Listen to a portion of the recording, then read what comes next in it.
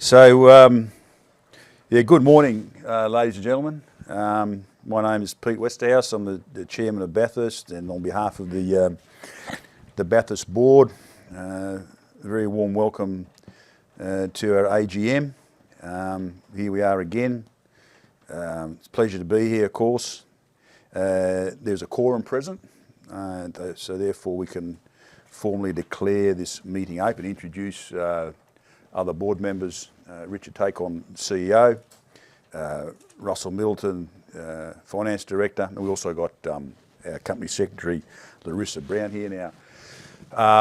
Hard-working Director, Francois Tumai, he couldn't make it today. He has some domestic issues that have come up that he's had to deal with.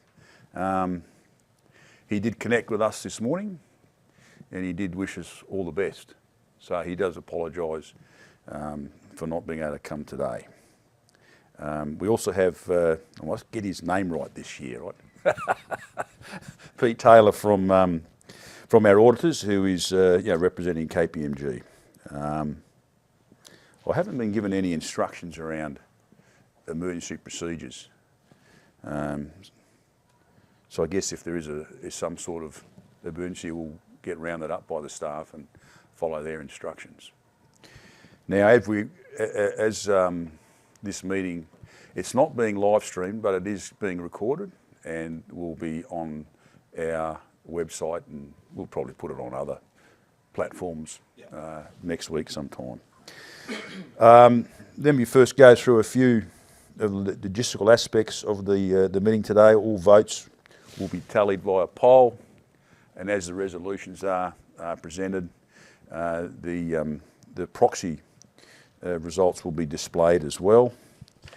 All the resolutions are subject to listing rules, ASX listing rules, so we will be conducting voting by poll, and you should have received, as you come in today, your voting cards. And as I said, behind me on the screen we'll see the proxy results. Please record your vote on each resolution, and those forms will be collected by the end and then added up to the proxy votes, and we'll show the results at the end of the meeting or close to that. Got any questions? We've got a small audience today, so if you've got any questions anytime, please raise your hands. Any questions for auditors, Pete Taylor will be more than happy to answer those. We haven't received any questions prior to the meeting? No? So look, before we start the rest of it, let me just say as a chairman that I want to thank Richard and the other directors. I want to thank the executive senior leadership team. This is a tough business. We've had a few headwinds, and we're starting to see a little bit of relief of late with coal pricing, but it's been difficult. We've been subjected to, these people downstairs, saboteurs, caused us a lot of grief early this year. We've had problems with collapsing rail tunnels, ongoing issues with, people issues. It's difficult to attract folks. People have got options to work in other industries. So that's always very, very difficult. So we've had the usual headwinds, and it's the skill and dedication of the team, senior leadership team of this company that we've kept things moving forward. And I think as you'll hear today, Rich will make a presentation. Kept things moving forward in a very, very satisfactory way. So I'm very proud to be associated with this company and with this team of people. Because they work really hard, they're very dedicated, and I thank them for all the work they've done this year, and they continue to do.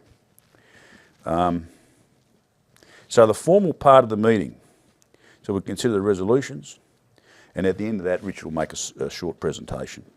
And as I said before, if you want to ask any questions about anything, then just put your hand up. So we've all seen the 2025 NOM, the notice of meeting. We'll take that as read. And there's a bunch of resolutions in there which we will now talk through. The annual report, which includes the director's report and the auditor's report, that's been dispatched and it's been put on the website.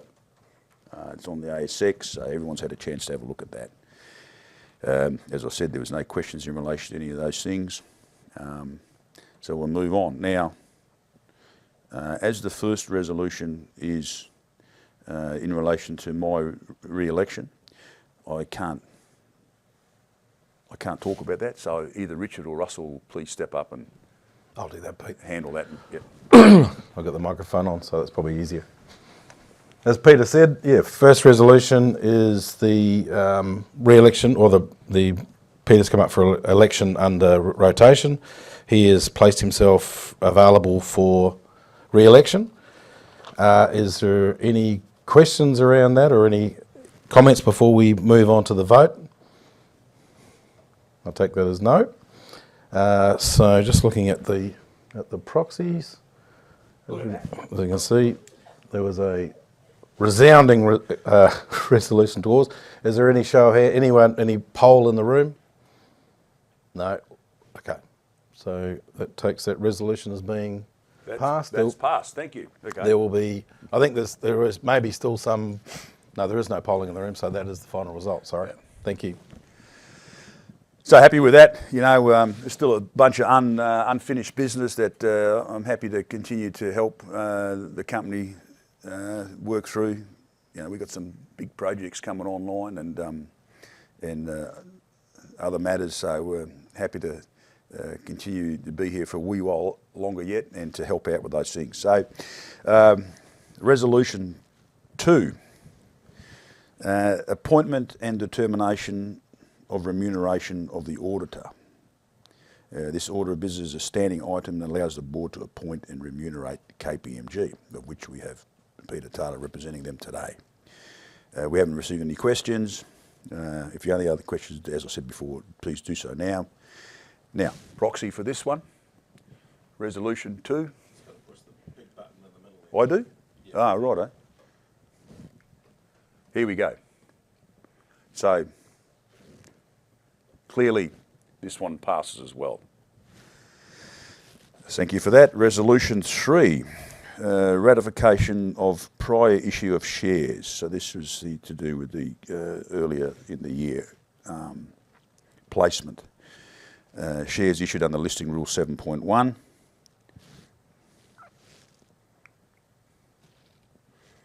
Yeah, 15% placement capacity. In March and April this year, we completed a very successful capital raising. Well done, Russ, including a placement and share purchase plan of around $34 million. This resolution and the next one relates to the ratification of those shares that were issued at that time. So that one there has passed. So Resolution 4 is ratification of prior issues of share placement issued under Listing Rule 7.1A as opposed to 7.1. And that, as did Resolution 3, Resolution 4 has passed also. Are there any questions in relation to Resolutions 3 and 4? No. Resolution 5. This is one that appears every year. It's the related to the issuance of performance rights to Richard Tacon, and at the same time I'll make note of Resolution 6, which is the performance rights for Russell Middleton. So these ones are pretty vanilla things for CEOs and CFOs of public companies. So as you can see, Resolution 5 has carried, as has Resolution 6.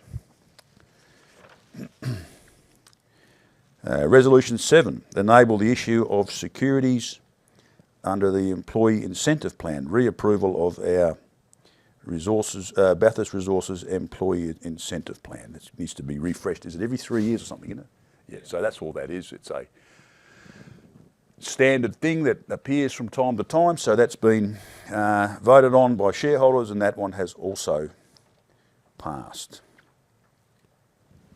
Mainly means that any of those shares that are potentially issued don't come out of your 15% placement. That's probably the Yep. key reason we keep ratifying it.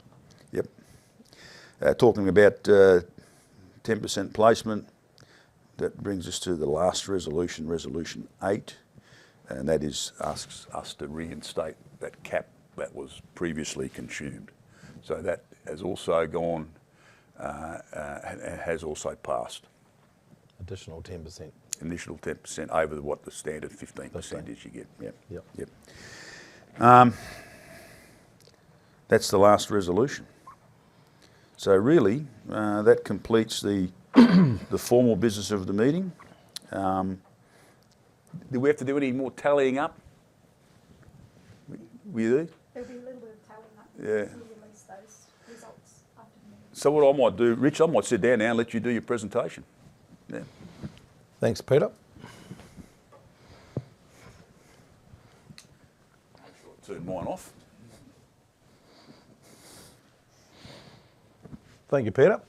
Yeah, as I don't know whether people heard that, but there will be some polled votes that will be added to the votes that we've seen there, and there'll be a final release of those this afternoon for the numbers. So that'll appear on the as an announcement.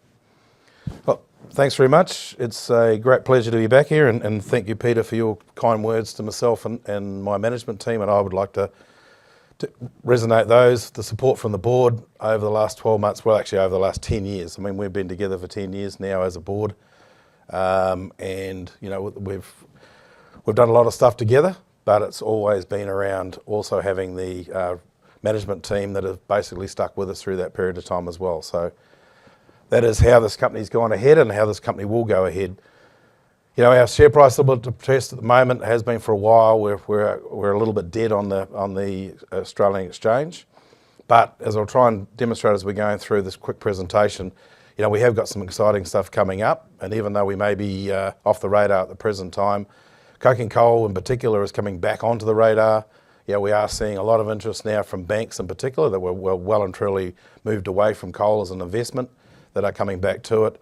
You know, as in a positive way. They're actually contacting us. We've had a recent roadshow where we went and spoke to advisors in particular in North America, looking at funding options for our 2 projects in Canada. You know, and there's a lot of interest and a lot of people thinking about ways that they can, you know, fund our projects, and whether it's through debt, whether it's through mezzanine or straight equity. But you know, there is a lot of thinking about it. You know, New Zealand has added coking coal to its critical minerals list. So has Europe and as critical materials, and so is the US. Don't know whether that's going to happen in Canada, but certainly Russell can speak it to anyone who's got any questions about it around the what he's finding when he's dealing with some of the mining ministers and others that are involved in trying to stimulate economic development within British Columbia. They're definitely looking at coking coal as being one of those potential stimulus. So just moving on, we've got the standard disclaimers, which are getting bigger and bigger. I think, you know, Bathurst is unique when you're looking at some of the players that are out there trying to raise money, in particular at the moment in coal, in that we are an operating company. You know, we've got 4 operations in New Zealand, and then we've got 3 really exciting projects. I mean, these projects are in coking coal. They're well known, but they have got good growth potential for the company. So, you know, I think everyone knows where our existing operations are, but it's a good way of sort of just giving a bit of an update. Obviously, Marlborough and Rotowaro in the North Island, both supplying principally into the Only Steelworks, although we have recently announced we've got a contract for 2 years of coal going into Genesis, the last remaining coal-fired power station, which actually acts as the final thing to keep the lights on in New Zealand. So, as we all know, New Zealand's predominantly renewable energy or electricity supply, you know, 80 to 85% on any one day. Gas then fills the gap, and then the final gap's filled by coal. So we are now back into it as an important part of that supply chain. But really up there, it's about steel making. Our Stockton mine has been performing well, as Peter has said again. You know, we've had some headwinds there. We had the Typhi tunnel out. That was last year. We managed to recover that, pretty much all of that tonnage, by the end of the financial year, which was a fantastic effort by everyone involved. You know, we had the road train set up pretty much within a couple of days of the tunnel collapse. and then it allowed us to keep a minimum tonnage going, that allowed us to keep our major customers satisfied, and then we had a pretty big 6 months once that opened up to get us back to within 50,000 tonnes by the end of the financial year, which is the results you see now.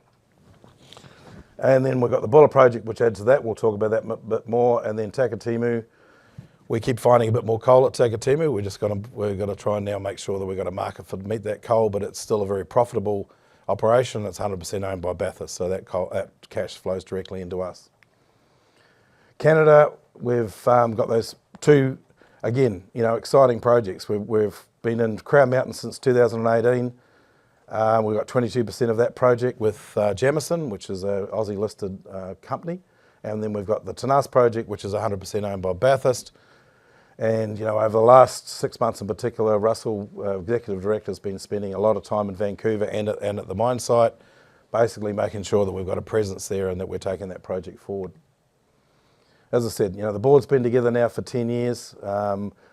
We had Tuku Kapia left a couple of years ago. We were lucky enough for Francois Tumahai to join us. And I suppose looking at some of the metrics for the company, I think the key one that we all very much concentrate on is that we've got an enterprise value of 16 million, and as I'll demonstrate in a second just how ridiculous that is, but that's where we sit today. But as Peter said as well, we had to go out earlier this year and raise some money. Around March into April, we raised 34 million Australian, which has then given us fully funding for the next couple of years to take these projects forward. We've got about 55 million at the end of October in consolidated cash between Bathurst and BT. We've got zero debt across both of those entities, apart from some minor lease financing. As we'll see, we've got the potential to earn up to another 45 million EBITDA over this next 12-month period, or for the FY26. We've got a good asset backing, and as you can see, we're pretty much fully cash backed for the share prices we stand today. So there is no value given from our future cash flow and or our project potential cash flow.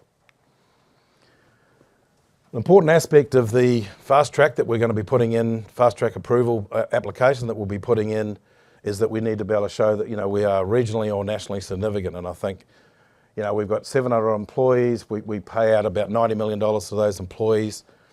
The tax and royalty is down a little bit this year because the pricing's been down, and also the profit level was down over the last 12 months. We only had a $4 million profit, so there was a lot less tax. But we're still actually up in the amount we're paying into New Zealand suppliers. So that's everything from diesel, explosives, parts, the whole gambit. So there's a hell of a lot of money flowing back into the economy from these mining operations. And as we know, there's been no dividend paid out to shareholders, so it's all been retained within the business and or being paid out into development. Our strategy's been sort of well stated over the years, and if I go back to that org chart that I showed you around the companies, we are built around operating mines. I mean, when the board took over in 2015, when we restructured the company, it was all about getting those small domestic operations to be profitable, which we were successful in 2016, and then that gave us the base then to be able to buy into the assets of the ex-Solid Energy, which has then allowed us to grow the company again and become cash positive. We've been cash positive every year that we've been in touch. And it's really then allowed us that free cash to actually develop these growth projects. So we are in a position where we can now take advantage of a lot of money that was spent back in 2010 through to 2015 on the Buller project, but then also more recently the Crown Mountain and the Tenas project. And the goal here is to create projects that generate free cash, and that free cash is going to be in the hands of Bathurst. And then it's up to us then how we distribute that or how we grow the business from that point and not have to rely on others with their hands in our pockets. So just a quick review, this is comparing our FY24 to FY25. Probably key thing, revenue is down, the effect of the tunnel being the 50,000 tonnes down for the year, but also the pricing had dropped off quite significantly.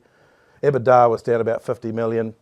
Our cash went up because we raised that 34 million earlier in the year, which then counted towards cash at the end of the financial year. And as you can see, quite a significant drop in profit because of the drop in EBITDA mainly. And again, mainly around the export pricing. We are doing considerable cutback too though. When you look at the North Island business, we're doing a lot of OB, or overburden movement at the moment at Rotowara and Maramarua, and the repayment of that will be over the next 3 years. Safety is still obviously one of our number one considerations. There's been a lot of big projects this year. introduction of a learning management system, which then integrated all of the sites into a similar database, and then allows us then to go the next step in terms of e-learning. So again, really taking advantage of that system to then be able to drive better outcomes in terms of training, and also revitalised our field leadership program over the last 12 months, starting at the start of this financial year, the 25, and we're seeing good results from that as well, with a considerable drop in our negative performance indicators. So as I said, we're aiming to pretty much match what we did last year in terms of EBITDA. There's some unders and overs, so we're around about that sort of range, 35 to 45. At the present time, we seem to be tracking all right against that. Coal price has actually jumped reasonably well. We were anticipating it was going to stay reasonably flat, but get over the 200 mark. We're actually 202 this morning, so that's a good sign. And it's been very, very flat. It's been very stable around sort of 195 through to that 200 mark. It's sort of, there has been a bit of a ceiling at 200, but we've actually just cracked that recently. So that's pretty much working to plan. So that gives us confidence around that 35 to 45 as well. So I think, the exciting part about Bathurst, outside of the fact that we've got good profitable operations, I suppose one of the things around those operations, they've all got a finite life. And so we need to be able to rebirth those. And one of the key rebirthing is for us is this Buller project. So this has been on the Bathurst books since 2010, and it's not a new project. So this is nothing new in the world here. There's been a lot of drilling, there's been a lot of valuation. The new part though is that Mount Fred South in the middle, that has been sort of on the radar. It's jointly owned between BT Mining, which was Exol Energy obviously, and Bathurst. So there's a sort of a halo around the outside of a quite a large chunk that sits within the BT Mining Upper Y mining permit. But what we're aiming to do here is basically bring in another 15 million tonnes over about 3 million tonnes that we'll mine over the next 3 years out of Stockton. So this is utilising Stockton infrastructure, construct a haul road, and then bring other assets into the mix as we move further forward. Stockton relies on blending a number of different pits to meet each shipment. So mainly it's based around a low ash, high vitrinite coking coal. We normally get about 80% of the benchmark for the overall coal production. And what we're looking to do is maintain that sort of same mix going further forward for about another 20 years. So at the present time, it's not going to be cheap coal into the market, 272 per tonne. There's a lot more work to be done around that though. We've done a PFS, a pre-feasibility study. We really needed that to be able to support the FTA application, but also to be able to give us out first reserves for this. We're now moving forward into a definitive feasibility stage where we'll scrutinise these numbers a lot more and get a lot more definition around them. But we really just worked on getting the lowest cost capital up front to get into first production, and then look at really the longer term thing in terms of optimising those pits as we go further forward. It's got a very good positive NPV, and we're not looking at really outrageous coal prices compared to what some of the consensus pricing is. So the idea here is that we've got the orange represents the remaining coal within Stockton. So that coal will be eked out over a number of years. So we've got probably 3 years where we've got significant quantities of Stockton coal still coming into the mix, and then slowly being replaced with, or steadily being replaced with Buller coal. And then Mount Fred South will be developed in concurrence with the Denniston. It's got some fairly unique coal properties as well, being quite low ash and also low strip ratio. So again, we'll bring that into the mix as we need to be able to maintain around that 80% of the benchmark, the low vol benchmark as our key determinant. And the thing that joins it all together is a haul road. So there'll be a haul road that goes from the bottom end of Cypress, which is over here, and then that haul road will go down through. It allows us a connection up into Mount Fred, and then also into the Denniston Plateau. So there's basically 3 ownerships, companies across that. There's a couple of different land ownerships as well with Dock and Linds. And so, it's a reasonably complex plan, and that's why, again, access to the fast track is so important to this project. It'll be death by 1,000 cuts if we were doing an RMA, an access arrangement through Dock, an NZP&M, mining permits, wildlife permits. With the FTA, we get the whole lot together with one application. So we're working very hard on that application at the present time.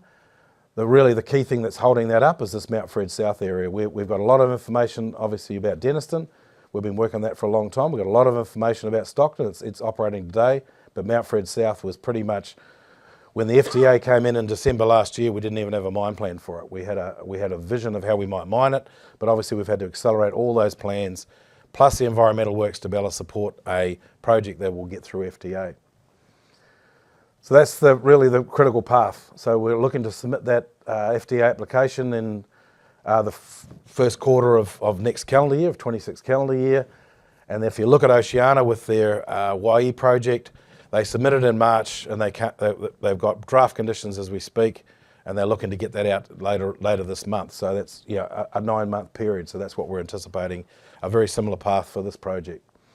We're going to keep going with the DFS while we're doing that, but really all the other major works are going to then start once we've actually got that finalised approval. There is some work we can do on the access road. Obviously there's detailed design work that will carry on, but really it's then about getting in and digging that first hole in Denniston. We can utilise the public road system and get first coal out. That's why we're saying that we can bring that forward, but then we'll be into a sort of steady state from that point in time while we're constructing the haul road and getting our access up into Mount Fred South. So this brings us through to Tenas. This is the project we took over in early 2024. It's a coking coal project. It's greenfields. There is no other mining in the area. That's good and bad. It's good in that we're not dealing with residual effects of other mining. We're not having to, get ourselves in, but it's also bad in the way that there's no paradigm in the area for mining. There is some old coal mining that's gone on here. There's some underground mining that used to supply coal to local. In fact, one of our main access roads is called Coal Mine Road. So it's not that there's a lack of understanding of mining. There's a lot of miners in the area, but they mainly do fly in, fly out, and mainly into gold. Forestry is the other big industry in the area, and it's going through a fair old lull at the moment as well. So in terms of local support, that's pretty key. I mean, they're looking for jobs that can replace some of these forestry jobs, but the critical path here is getting First Nations approval. Now, whether that's approval that and part of the project, or not being against the project, that's really the two main proportions that Russell in particular has been working on. We've just completed an update to the DFS. We were fairly constrained in what we could actually alter in that DFS because we're not going back to TORs on it. We're not going back to first principles. So we looked at the OPEX, we looked at the CAPEX, and we looked at the revenue. That was pretty much that. We haven't gone back and done the optimisations and different ways of actually operating the mine, and actually different ways of forming dams and things like that you see in some of these areas in the sort of lower area of the mine. So this rises to the south. I think that's right. Was it to the north? Yeah, it rises to the south. We'll commence mining in these areas here, but after we've completed the rail loop and the haul road access into the mine site, which then all the fixed infrastructure will be at the bottom of the mine. And obviously the idea here is to basically shed as much water as we can away from the mining area, so we end up with the least amount of mine affected water, but then trapping all the water that inside it that's actually mine affected. And then that'll go through various treatments. The other critical thing is the rock will create acid if it's exposed to the oxygen long enough, and also if the water flowed through it, that allows that acid to then flow away, plus the metals that acid leaches. So the idea here is that we'll decrease the amount of acid forming time by burying the acid forming rock in behind dam structures. It will then increase the water table in that dam structure, which then cuts the oxygen away from the acid forming rock. Any non-acid forming rock will be stockpiled separately for use for capping, and or go straight back into the mine voids as they become mined out. So that's the basic plan. Again, the critical path here is an environmental certificate, which is very similar to the FTA. Environmental certificate is issued by the Environmental Assessment Office. So there's been an application in that train since about 2020. We've come in now. There was a range of information requests. We're slowly working our way through the last of them. Then it goes into assessment phase, which that'll occur next year, again early in the calendar year, and then looking to then get that environmental certificate sometime around about August to September next year. The other important sort of main approval process is a mining permit. Now that's a multidisciplined review that's done by then the Mines Department. It utilises most of the same information, but it can take up to 6 to 9 months to actually get it. So obviously creating that documentation that'll support that is very important, and we'll be working on that through most of next year. So here it's really a matter then of once we got the certification, and we can then start going out and start doing things like the access road, the civils, and getting ourselves into mining late in calendar year 28, so around October 28 we're aiming for first coal. Crown Mountain, we've been here since 2018. This was very much an earn-in. This was our first sort of foray into British Columbia. It's a high quality, high CSR coking coal, sort of 90-95% of benchmark stuff. Well-known coal in the world market. We've got Elkview straight to the west of us, and to the north of us we've got Lion Creek. Again, large producers of coking coal into the world market. It's a smaller block than those other blocks, and it's a reasonably tortuous track to get the coal and the materials off the site. So that's been again a source of quite a lot of design work. It's looking at a conveyor going from the mine down into the main valley, and then hauling the coal through into a rail, either siding or loop. I think a rail siding is probably the preference at the present time. So that is working its way through that same sort of process that I said before. This one here is a little bit different. Tenas is quite deliberately being kept under 1 million tonnes. That means you don't then get involved in federal type approvals. This one though needs to be around that 2 million tonnes, well that's where it's planned to be. So it has got federal approvals that are going to be required as well. So again, they're working their way through that. The goal here is to get the environmental certificate within the next 18 months, and then that triggers all those same sort of things as we've seen with the Tenas project. It's a much bigger build. We're looking at $400 million US. It's a larger mine, but our share of this will be 1 million tonnes. We've got 22% at the moment. We've got the right to go to 50% with a payment of 106 Canadian.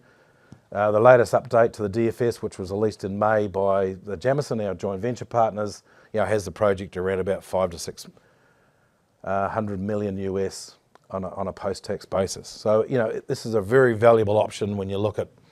We own 22% of it. It costs about $1 million Canadian a year to maintain our share of the environmental assessment work, mainly that's going forward, and the planning work. And yet we've got the opportunity of picking up for 100 another 30% compared to the MPV that's displayed there now. So without putting Crown Mountain on here, this is what we're aiming to do over the next few years. So obviously the Buller project, around 1.2 million tonnes per year, and then overlaying that with around 750,000 tonnes coming out of the Tenas project, which then gives a nice long tail of around 2 million tonnes, and then overlay that again with another 1 million tonnes coming in somewhere between 29 and 30 from the Tenas project. We're at 100% Bathurst level. We're looking at around about a 3 million tonne output of coking coal. So then, just as a bit of a wrap up, we've got profitable operations between the joint venture and 100% owned mines. They are still generating cash, even though the market's been fairly flat. We've got cash in the bank, both in Bathurst and in BT. We've got the Buller project, which we've now just released obviously a PFS on and announced reserves back in October.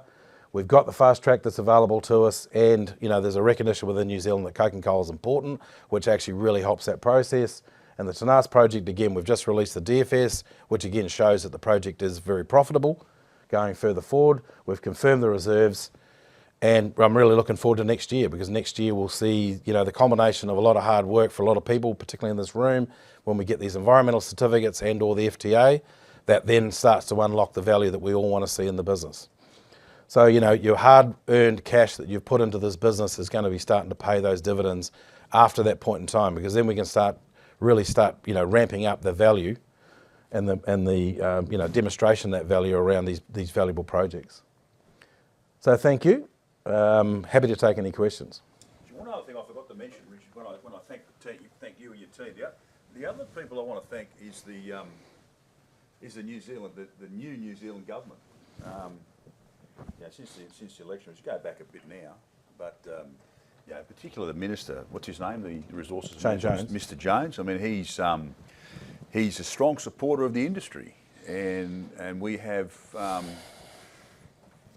I notice a difference. I notice a big difference, and it's a lot of support from him and the rest of his cabinet for pushing us to get. They recognise the impact that these project has on generating revenue for government, and that they can deliver the services to the communities and the economy generally. So I do think that's a very positive thing for us. He's definitely raised the profile in New Zealand. I mean, you've been to the same things, I go to meetings back in Queensland, New South Wales, and industry advocacy groups, resources councils and that, and often hear the feedback, I wish we had an energy minister or a resources manager in Australia that New Zealand has got. That's a fact, So anyway, that's a point I wish to make. He's been a great supporter, and he's not frightened to stand up and say so. So it's a big change. Okay, well, thanks very much.